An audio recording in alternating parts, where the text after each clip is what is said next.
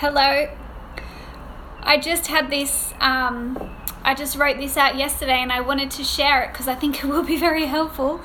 It's called 10 Reasons Your Meals Suck. Number 1, you're not tasting your meal before you serve it. You take it from pan to plate, no thought about it. You're just like boom, boom.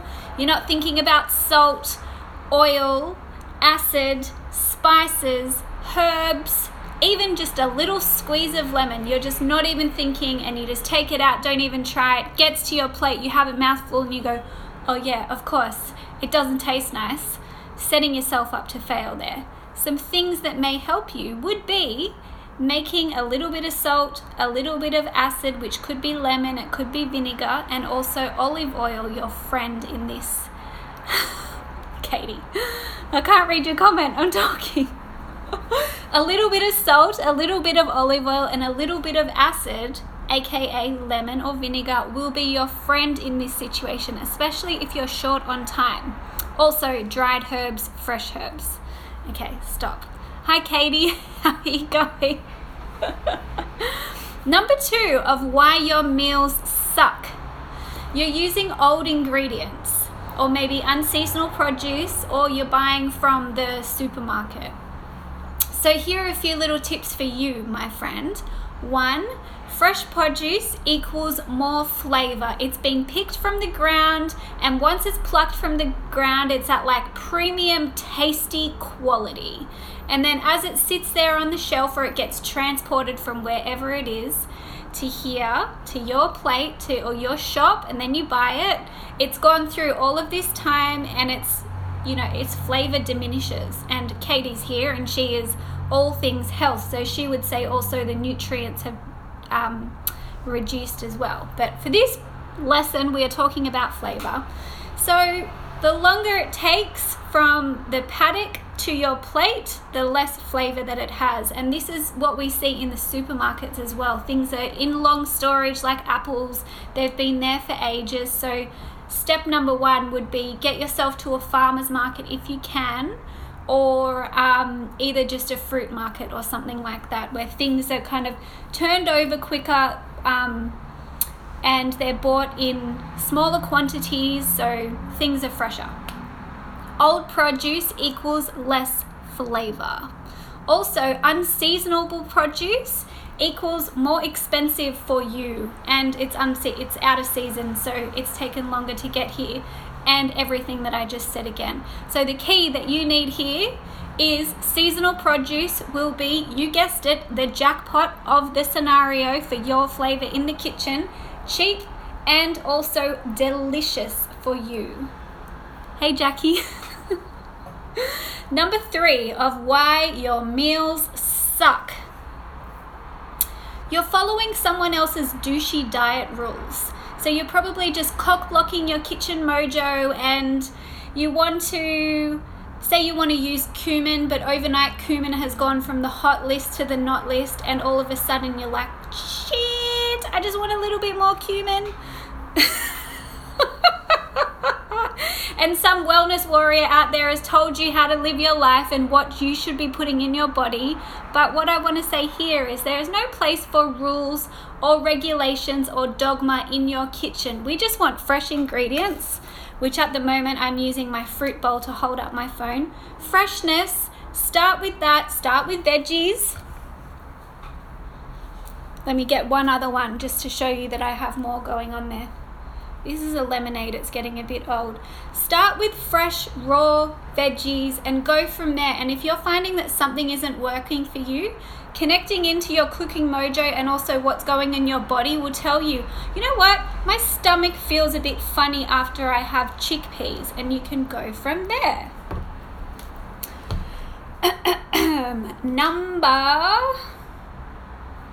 Number 4, you're not excited to cook what's in front of you. You're looking at that chicken breast and you're so uninspired by it that there's absolutely no way that you're going to be able to make that taste good, because you're already bored by it before you've even started frickin' cooking it. So, my friend, what excites you? pasta, spaghetti bolognese, maybe a crispy whole baked roasted chicken, maybe an epic salad. Maybe you just need like one fuck off delicious dressing that's just whizzed up with lots of basil and avocado and some creamy cashews and whatever else you have going on. Or maybe yesterday's Sunday Sorcery roasted beetroot dip. If those things excite you, there are a few places to start. Or I think a brilliant thing that you can do, which I'm always talking about, is just having a list of those Flavor Town combos that you know and that you can store in your fridge. So mine are olives, semi-dried tomatoes, avocado, even just some type of fruit, things that I can add to my meal that bring the flavor on without you needing to like create it and slow cook it and spend all of this extra time in the kitchen. It's just like, here's a bowl of quinoa, boom, avo, boom, I don't know, fresh basil, boom, a few olives, and it's already delicious and you've put really zero effort into it. I might need a drink.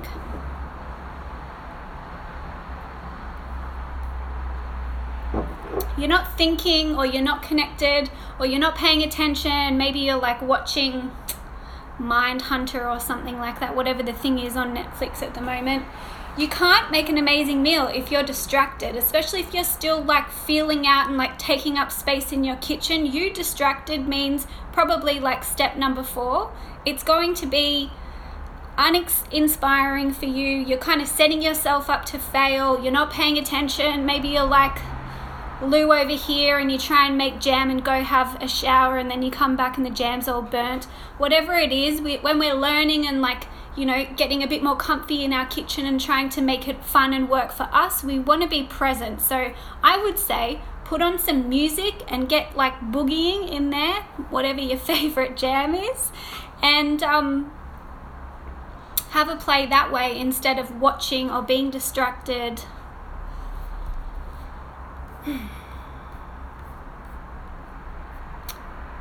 Number 6 of why you are a shit cook. What do we got here?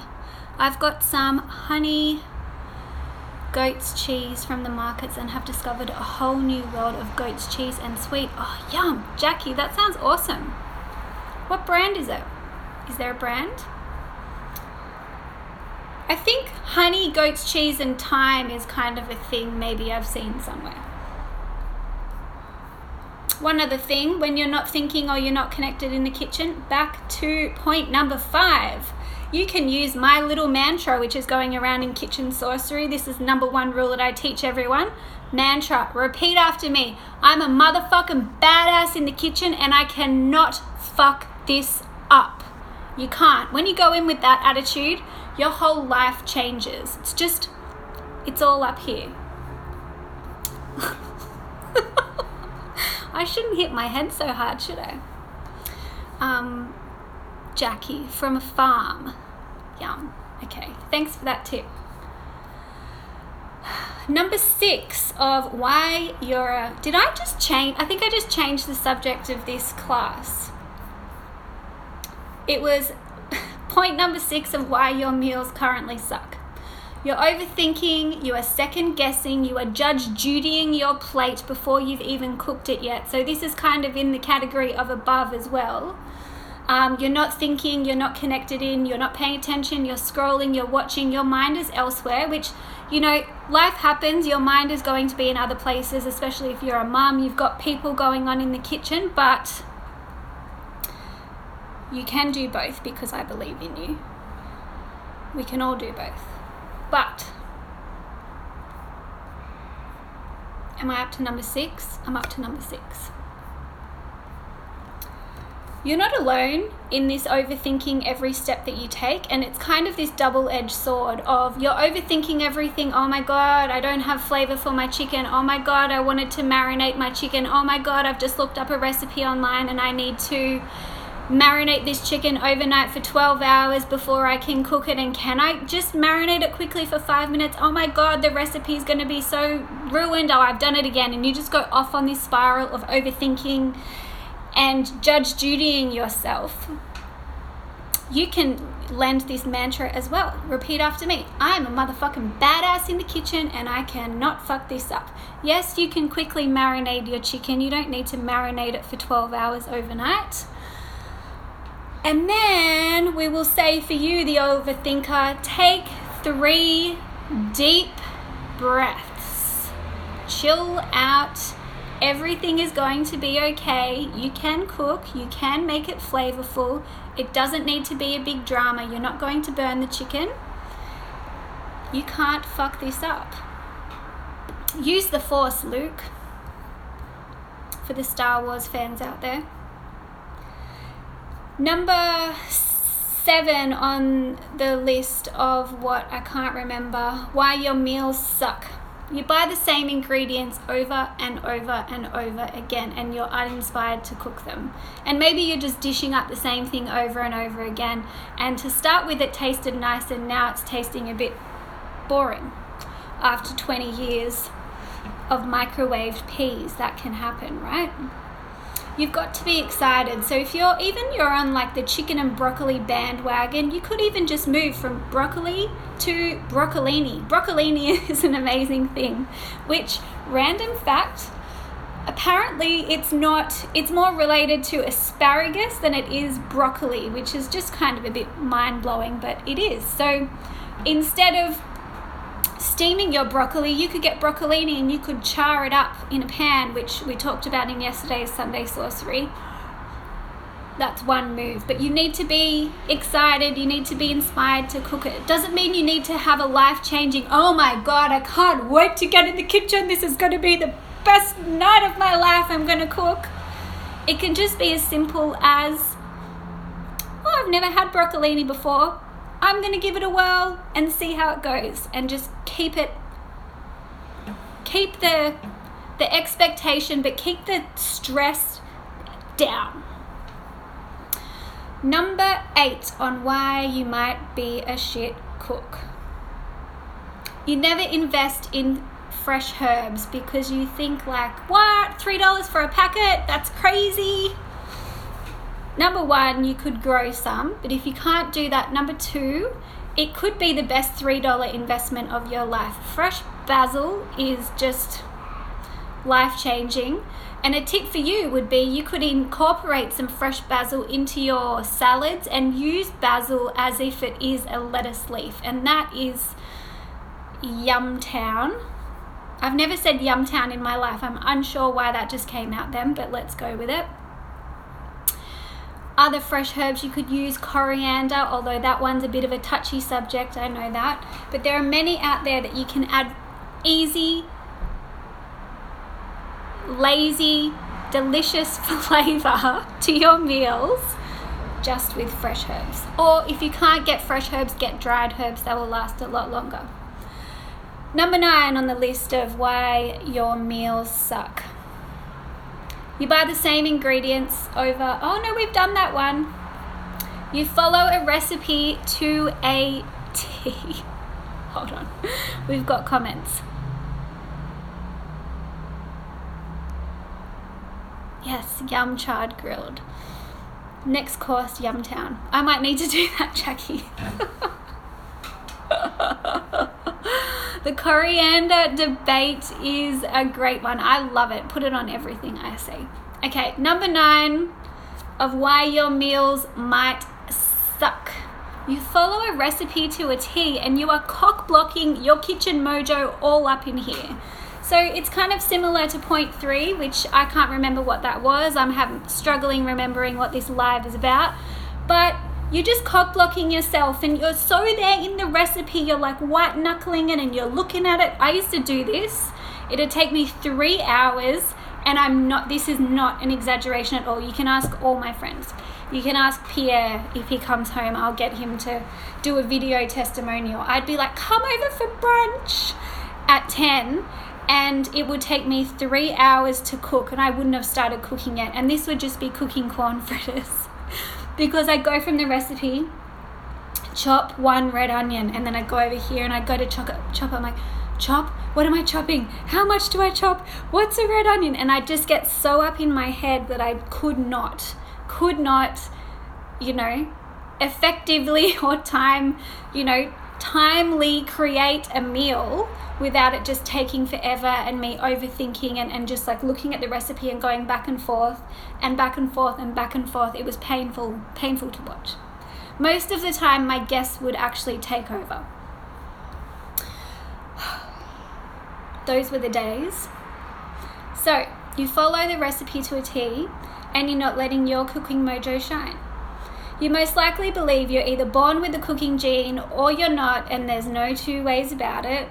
And I'm double daring you right now to just start with the basics, start with the building blocks, maybe start with a pot of yellow rice or quinoa or whatever it is you like to cook as your base, and make the best darn dressing. I've given this tip for something else as well. It all comes back to this basically. Maybe you could even make the best darn dressing you've ever made in your life. Get it so exciting and so amazing for you that you know that you'll want to have that every day.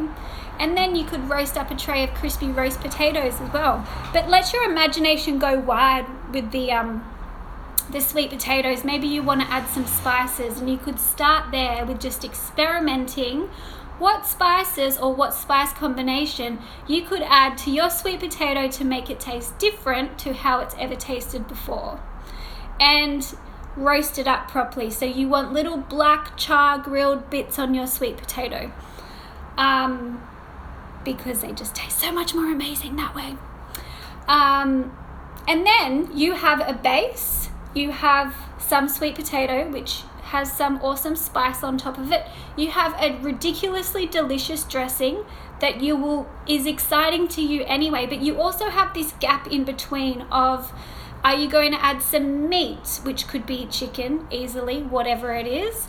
You could also I don't know, fry up an egg, but within there you have these bases which are, I don't know, your building blocks, but kind of pillars. They're like the pillars of your meal, and in between it could be some char-grilled broccolini. It could be some sauteed spinach. It could be just shaved cabbage or shaved fennel or things like that. And that's a really good way to just start experimenting with, putting your feelers out in the kitchen, taking up the space, and just getting to know your ingredients as well as what works, what you like, how you can also slice things up so it's a bit more exciting. So maybe investing in a veggie slicer, not that you have to, investing in a sharp knife or a knife sharpener person to sharpen your knife for you, or even a julienne peeler or something like that. I like that word. I don't even know if that's how you say it, but I say it julienne peeler. Makes me sound a little bit French. Okay, number 10 on the list of why your meals suck. You're kind of like a moody teenager. You got a badass attitude and you do nothing, but for some reason you expect the world every time. You're still surprised that you serve up a plate of bland, but you're not actually putting any effort into making it different. This is your choice, although you can choose another. I'll repeat that again.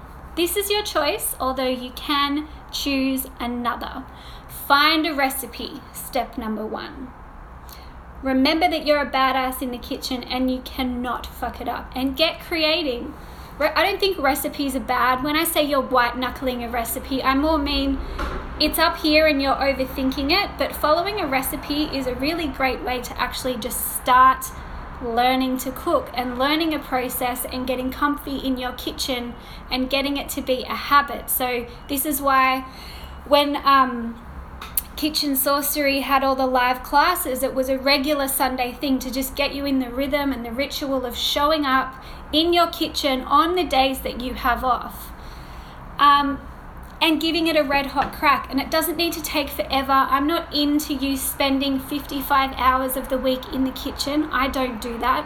I posted on Instagram just before. I make a 2-minute lunch. I just heat things up in the pan and off it goes. And I'm done. And I'm out of there. And I'm back here talking to you, writing a list, doing whatever else I want to do in my life. I'm not just stuck in there all day. Although I love being in there. Okay, that was just a side tangent right then. My senses tell me, for you, number 10, you expect something from nothing. You probably secretly want to be a good cook, but you kind of have this block up, so it's like, oh, look again. I'm such a shit cook. I didn't try, and again, I kind of failed. And you know, but you expect so much from yourself, but from not trying at all. I suspect that maybe you want to cook and you're possibly a little bit scared. Maybe you think it's easier to stay in the place of hating cooking instead of tying up your shoelaces and giving it a red hot crack. Maybe you're scared of how good you can be, and just like before, you think if you get good, you're going to be in there all the time, or you'll have to take over cooking for your entire house, whoever that is consumed of. Not always the case. What we're here to do, though, we're here to cook, we're here to eat, and we're here to get on with our life. That's it. Ready when you are. I wish I had someone to pan to right now, be like, take it away. That's my inspiring speech, over and done with. Any questions to whoever is on? I don't know if I can see. That's it. That's my end of the little spiel. I think I might go. Thank you for the love hearts. Thank you for tuning in. If you have any questions, you can always message me. I should say, Kitchen Sorcery is starting. Kitchen Sorcery card is open. We banish all these beliefs of you being a shit cook, and we go through this full list of why your meals suck, and you'll never have to deal. Actually, that's a lie. I still make sucky meals. Absolutely I do, but it's more in the way of experimentation than just serving up a dud meal. Thank you, Katie. I just forgot my train of thought again. Kitchen Sorcery is so good. Get in there. Yeah, come on in. Thank you, Jackie.